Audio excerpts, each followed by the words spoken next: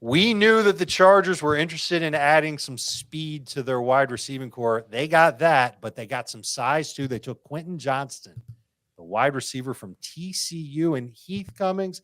I know that there's been a lot of conversation on our podcast about Quentin Johnston.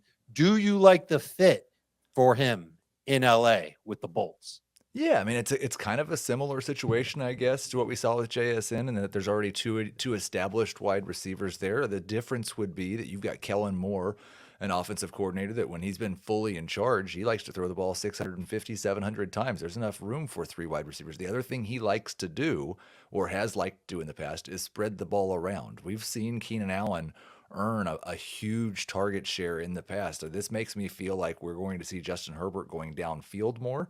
And I think Quentin Johnston, if he reaches his potential, fits perfectly into a Kellen Moore scheme. He could do the things that Mike Williams didn't consistently do, and that's win downfield and outrun people downfield.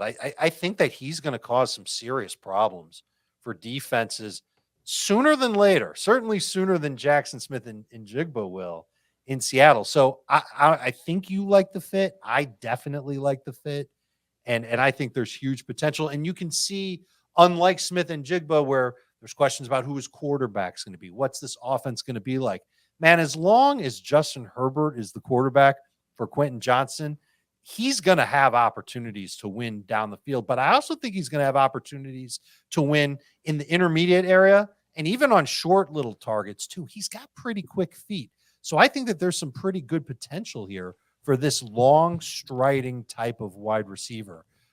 Question number one to you, Heath. Are you drafting him before Jackson Smith and Jigba in redraft 2023 leagues? Who's going first? Yeah, I think in redraft, assuming both teams stay the same, I will see, because the pie is so much bigger in Los Angeles, I can see that number 3 wide receiver role working out for him. I'm not sure that he's going to do anything better than what Mike Williams has done it, but I think he can possibly fill in that role and get down the field in the same way that Williams does. The question for Johnston for me is, can he get open in that intermediate area, like you said, and then can he catch the ball if he's not open? Because he's not particularly great in the contest and catch area. Yeah, so hopefully that's something he can get a little bit better at. I am a little tempted to put him as a wide receiver 4 in my rankings. I am fairly excited, particularly because I think he's a good talent, but also because I know that Keenan Allen, a little bit of an older wide receiver, maybe his role is just destined to be a short area target. Maybe he doesn't play 17 games. Mike Williams also has had injuries. Maybe he doesn't play 17 games. I think there's some decent upside here in redraft. Somebody that I'd like to have on my bench is Quentin Johnston, and I wouldn't mind going after him probably right around pick 100. That's round 9. Really can't argue with that type of value. And if he fizzles out after the first month and a half of the season, you cut him and you find somebody else. It just doesn't work out. But now let's talk dynasty and the long-term view. I already talked about it. He's connected to Justin Herbert for as long as we can see.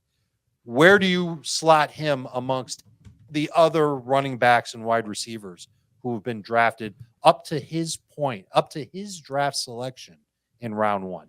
Yeah, I think he's still going to be at the back of the line. Definitely going to be behind Bijan. Definitely going to be behind Gibbs. In a super flex league, he's behind the first 3 quarterbacks that are drafted. In one quarterback, he'll be ahead of them. What this does for him, getting that first round draft capital, being the second wide receiver drafted, it makes sure that in super flex leagues, no matter what happens now, I think he's going to be a first round pick, even in super flex, and he's going to be a top 6 or 7 pick in one quarterback leagues. We'll have to see the landing spots for the rest of the wide receivers. If they're all taken within a 5 to 10 pick range, I don't really care which one went first. I'll probably still like Flowers and Addison over him, but he's definitely going to be a first round pick in all formats now. I agree 100%. And I do think that there might be more potential for Zay Flowers. We kind of know where he's going already. And so we might be a little more excited about Flowers than we will be for Quentin Johnston. But it doesn't mean that Johnston's a bad pick for fantasy. You can check him out in your dynasty leagues. You'll be checking him out in your redraft leagues. And hopefully you'll like and subscribe to Fantasy Football Today. Our videos are on YouTube all the time. We want to help you be the breakout player in your fantasy football leagues.